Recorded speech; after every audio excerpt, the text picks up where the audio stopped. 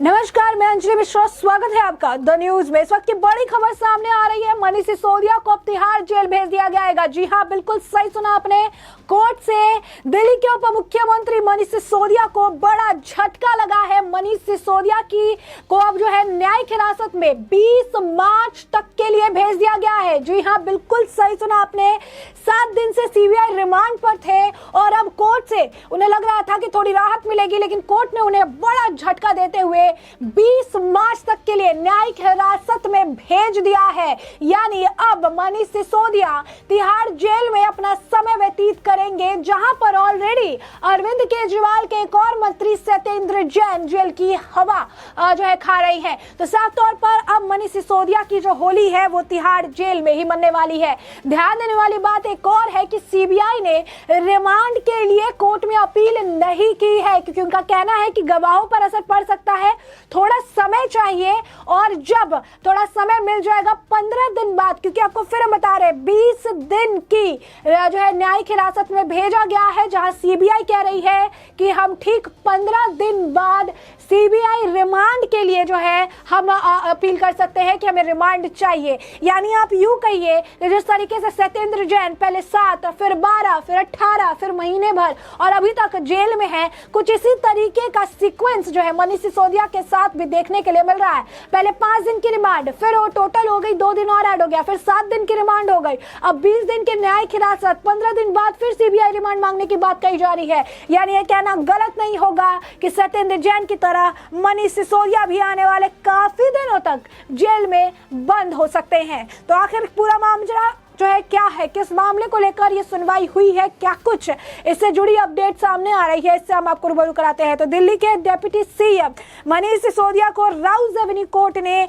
20 मार्च तक की न्यायिक हिरासत में भेज दिया है। सिसोदिया को अब तिहाड़ जेल ले जाया जाएगा। सीबीआई ने दिल्ली की शराब नीति में कथित घोटाले के मामले में सिसोदिया को 26 फरवरी को गिरफ्तार किया था। इसके बाद से ही वह सीबीआई की हिरासत में है। बता दें आपको कि सिसोदिया को आज कोर्ट में पेश किया गया था। सीबीआई ने सिसोदिया को न्यायिक हिरासत में भेजने की मांग की थी और सीबीआई ने यह भी कहा कि हम अभी और पुलिस हिरासत नहीं मांग रहे हैं, लेकिन भविष्य में या यूं कहिए 15 दिन बाद इसकी हम मांग कर सकते हैं, क्योंकि आरोपी व्यक्ति का आचरण सही नहीं है। गवाहों को आशंका है कि उन्हें निशाना बनाया जा सकता है, यानी गवाहों के साथ छेड़छाड़ हो सकती है।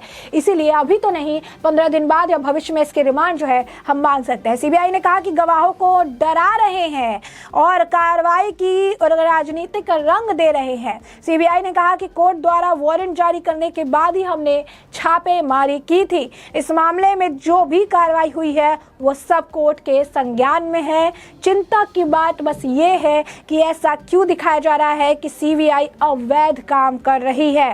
कोर्ट ने इस मांग को मानते हुए सिसोदिया को 20 मार्च तक न्यायिक हिरासत में भेज दिया है। उधर सिसोदिया की ओर से पेश वकील ने ये कहा कि ये सही जानकारी नहीं है, मीडिया को मेरे मुवक्किल को नहीं घसीटना चाहिए। इससे पहले दिल्ली के मुख्यमंत्री अरविंद केजरीवाल द्वारा उप मुख्यमंत्री मनीष सिसोदिया की गिरफ्तारी को लेकर प्रधानमंत्री नरेंद्र मोदी पर निशाना साधा था और ये आरोप लगाया था कि पीएम मोदी में राज्य के गैर भाजपा सरकार के सुचारू रूप से काम करने देना नहीं चाहते हैं और इसी वजह से ऐसे फैसले ले रहे हैं। केजरीवाल ने यह भी आरोप लगाया था कि किसी भी देश के प्रधानमंत्री को राष्ट्र के लिए पिता समान माना जाता है, लेकिन केंद्रीय एजेंसियों का दुरुपयोग करके गैर बीजेपी दलों में दरार पैदा करना, राज्य में उनकी सरकारें को गिराना पीएम मोदी की कार्यशैली है। केजरीवाल का यह बयान उस वक्त आया जब ममता बनर्जी के चंद्रशेखर राव समेत 8 विपक्षी दलों ने नेताओं ने प्रधानमंत्री को पत्र लिखकर विपक्षी नेताओं के खिलाफ केंद्रीय जांच एजेंसी के दुरुपयोग का आरोप लगाया है। इस लेटर पर तेलंगाना के सीएम राव और पश्चिम बंगाल की मुख्यमंत्री ममता बनर्जी के अलावा पंजाब के सीएम भगवंत मान, बिहार के deputy CM Tejashwi Yadav, NCP chief Sharad Pawar, Jammu Kashmir national conference के फारूक अब्दुल्ला, शिवसेना चीफ उद्धव ठाकरे, समाजवादी पार्टी के अखिलेश यादव के भी सिग्नेचर थे। सीबीआई ने मनीष सिसोदिया को 26 फरवरी को गिरफ्तार किया था। मामला भी हम आपको बता देते हैं कि क्या मामला था, किस तरीके से गिरफ्तारी तक ये मामला पहुंचा है। तो दिल्ली सरकार की विवादित शराब नीति में कथित घोटाले के मामले में यह बड़ी कार्रवाई सीबीआई द्वारा की गई थी। इससे पहले उन्हें नोटिस जारी किया गया था। 8 घंटे की लंबी पूछताछ चली थी। पूछताछ में सहयोग नहीं करने की वजह से मनीष सिसोदिया की ये जो गिरफ्तारी है वो की गई है। बता दें आपको, सीबीआई ने करीब 6 महीने की जांच के बाद इस मामले में मनीष सिसोदिया को गिरफ्तार किया है। इससे पहले उन्हें जो है आरोपी बनाया गया था। इसके बाद कई लोगों की गिरफ्तारी हुई, चाहे वो विजय नायर हो या शुभेंद्र, जो आपको बता दें कि महेंद्रू हो, समीर महेंद्रू हो, इन सभी की भी गिरफ्तारी हुई। इसके बाद अगला नंबर जो है मनीष सिसोदिया का निकलकर सामने आया। यही नहीं, बता दें आपको कि दिल्ली में केजरीवाल सरकार ने 17 नवंबर 2021 को नई शराब नीति जो है बनाई थी और इसे उसके बाद उन्होंने खत्म करने का निर्णय भी ले लिया था। ये दावा किया था कि इससे सरकार के राजस्व में काफी ज्यादा इजाफा होगा, यानी बढ़ोतरी होगी। जुलाई 2022 में दिल्ली की जो सरकारें थी, दिल्ली के तत्कालीन मुख्य सचिव जो थे, वो इस मामले में एलजीवी के सक्सेना से रिपोर्ट उन्होंने सौंपी थी। इसमें एक्साइज पॉलिसी में गड़बड़ी के साथ डिप्टी सीएम मनीष सिसोदिया पर शराब कारोबारी को अनुचित लाभ पहुंचाने का भी आरोप लगाया था। इसी रिपोर्ट के आधार पर सीबीआई ने 17 अगस्त 2022 को सिसोदिया समेत 15 लोगों के खिलाफ मामला दर्ज किया था, जिसमें मनीष सिसोदिया को आरोपी नंबर 1 बनाया गया था। और उस वक्त से ही अटकलें तेज थी कि मनीष सिसोदिया की गिरफ्तारी जल्द हो सकती है। सिर्फ यही नहीं, मनीष सिसोदिया के साथ साथ इस मामले में कई और बड़े नेताओं के नाम सामने आ रहे थे। जब इस शराब घोटाले की पूरी पोल खुलेगी तो इस मामले में जो है कई और बड़े नेताओं की गिरफ्तारी होगी और ऐसा भी कहा जा रहा था कि जांच की आंच अरविंद केजरीवाल तक भी पहुंच सकती है।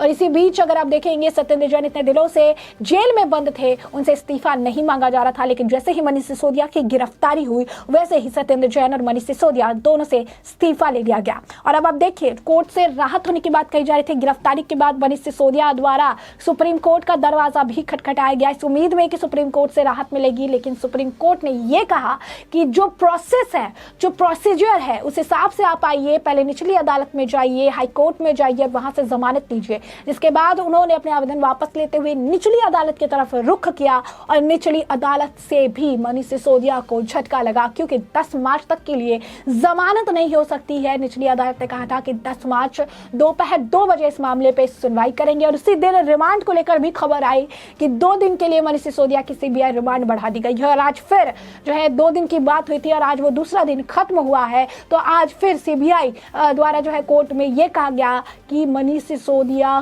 के तरफ से जिस तरीके से मनीष सिसोदिया का नाम है, तो गवाहों के साथ छेड़छाड़ हो सकती है, उन्हें जो है डराने का प्रयास किया जा रहा है। इसी वजह से मनीष सिसोदिया को अब हम रिमांड पर नहीं चाहते हैं, फिलहाल के लिए नहीं चाहते हैं। भविष्य में या 15 दिन बाद हम रिमांड पर लेना चाहेंगे, तब तक के लिए उन्हें न्यायिक हिरासत में भेज दिया जाए। जिसके बाद कोर्ट को समझ में आया, कोर्ट को ऐसा लगा कि सीबीआई जो कह रही है सरासर सही कह रही है, और इसे मद्देनजर उन्होंने मनीष सिसोदिया को 20 दिन की न्यायिक हिरासत में भेजने का फैसला कर लिया। साथ ही साथ अब आम आदमी पार्टी के ऑफिस के बाहर भी भारी बल जो है भारी संख्या में सुरक्षा बलों की तैनाती की गई है। काफी जो फोर्स है वहां पर बढ़ा दी गई है, क्योंकि साफ तौर पर आशंका है कि कहा जा रहा था कि मनीष सिसोदिया को राहत मिल जाएगी, काफी प्रदर्शन हो रहा था। तो लाजमी है कि जिस तरीके से कोर्ट द्वारा फैसला लिया गया है, तो प्रदर्शन एक बार फिर देखने के लिए मिलेगा। इसे देखते हुए फोर्स जो है तैनात कर दिए गए हैं। तो मनीष सिसोदिया को कोर्ट से बड़ा झटका लगा है। 20 मार्च तक के लिए जो है मनीष सिसोदिया की न्यायिक हिरासत को बढ़ा दिया गया है। और अब होली मनीष सिसोदिया यूं कहिए सत्येंद्र जैन के साथ तिहाड़ जेल में ही मनाते नजर आएंगे। तो ऐसे में हमने आपको पूरा मामला बड़े विस्तार से बताया कि पूरा मामला क्या है, और अब इस पूरे मामले पर आपकी भी जो राय हो हमें कमेंट सेक्शन में कमेंट करके जरूर साझा करें। धन्यवाद।